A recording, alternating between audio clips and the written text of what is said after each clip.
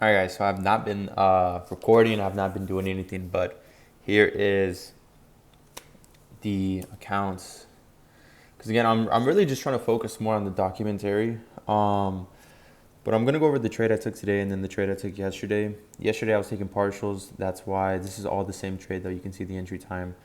I took one trade yesterday and I was taking partials. I think that kind of skewed my risk to reward.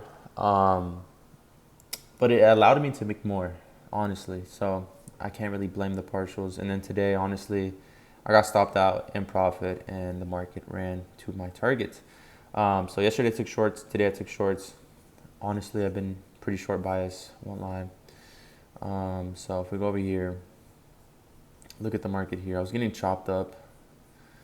Well, I didn't get chopped up. I entered after this 1 minute IFVG. You may be wondering like why? Why would you do that? You crazy? Blah blah blah. Entered right here.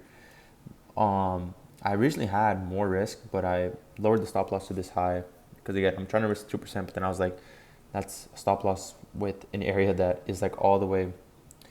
It was all the way up here somewhere. I was like, bro, I'm not gonna risk that shit. I brought it down. I was like, okay, this 1%, nice. My original target again was this low, like the rejection block low, and then the market pushed down lower. Had my stop loss at this high, right around here, and then we got stopped out. But I was trailing once we broke past this low. Once we reached this low, took a partial. Once we reached this low too, I took a partial. As I can show you here as proof, and then that was really it. And then I got stopped out at that high. And then that was the trade yesterday. Context, really, we were inside of like a 4 hour. Really, the context really was. I forgot honestly, but I think we were inside of a 4 hour inversion. Let's see. I'm not too sure. I forgot. So yeah, we made this 4 hour SIBI inversed. We were breaking below it. I think we had a 30-minute. We also had a 30-minute SIBI. We had a 30-minute SIBI. 4 hours getting inverse. There was no sweep. And then the another piece of context was like, if we're gonna push up higher here, and then we're gonna start disrespecting, the bullish PDA raise and break below this low, we're probably gonna target that low. If I'm being truly honest, if we're gonna push up higher and then retrace, most likely I'm probably gonna get stopped out, break even, and we're gonna push up and break above these highs. I'll probably be able to enter again, but that never happened. The bias was correct. Short split out, and then today we had another trade. So entered this trade on the 1 minute again, another IPG trade. Honestly, this didn't look bad. I was thinking maybe I should take longs, but then I thought about it, I reframed, stopped myself, and I was like, I'm pattern trading. That is a pattern trade. And if you're pattern trading, you get cooked. I'm talking about this in the documentary, and I'm talking about ways and solutions. I'm combating that, and I'm dealing with it and overcoming it. But this trade, I did get stopped out right there at this high. Chose my stop loss at the 15 second. I was so zoomed in. This looked like straight consolidation. I was like, we're consolidating here. Market is probably going to push up, break above these highs, and then reach my break-even point. I was like, why not just leave it here at these highs and, just have some profit, have a winning day, and not leave it break-even.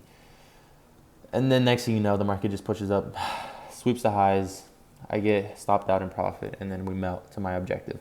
And we reached that 1.5R trade that I've just been seeking recently, but I just can't seem to get. For some reason, I can't get it. The market makers are like, they're just after my ass, bro. They're just after me, bro, and I can't get my 1.5R or 1.5K trade because I'm risking 2%.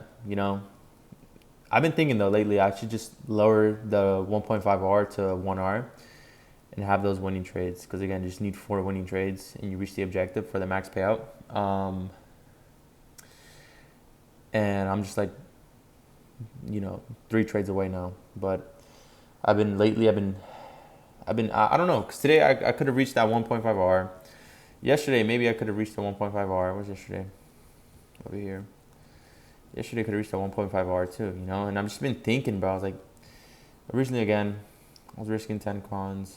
So this would have been like the original take profit. But even then, like I would have reached 1.5R, So I just been thinking like maybe I should just go back to 1R because that could have been 1R. This could have been 2R over here, and we could have been up already, 4%. We need another, 4% max payout. But now I'm stuck at 2%. But either way, I don't really care about that. I'm just scared about taking good trades, getting those winning days, and getting the payout. And yeah, that's really it, bro, honestly. So yeah, that's pretty much really it. Again, we had a 1 minute IFVG. Market retraces back up again, does the more damage right there on that wick, and it also sweeps the previous candles high, reaching into the SIBI, clear bearish intention. And I was telling my friend this, he also trades.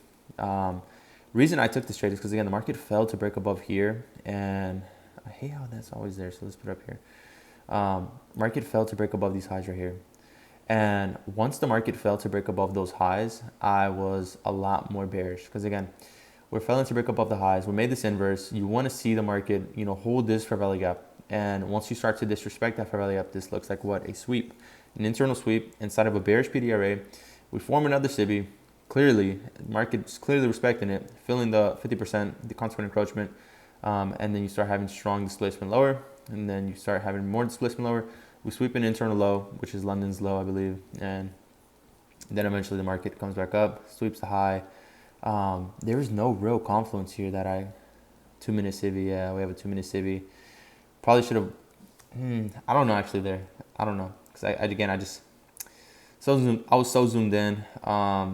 Market pushes down lower, breaks below this low. Again, you would want to see strong continuation, put your stop loss at the high. That's what I did. Could have left it at break even though, honestly, once we met my break even point, this was my break even point. I honestly, all the reality, I thought I was going to stop break even. Then the market started consolidating, I started getting chopped up, pushes up during 9:49, and then it starts melting lower. It is what it is, honestly. This is the only account I have. Again, the way I'm starting this documentary is like how an average individual will start it. 90 days, you get 90 days.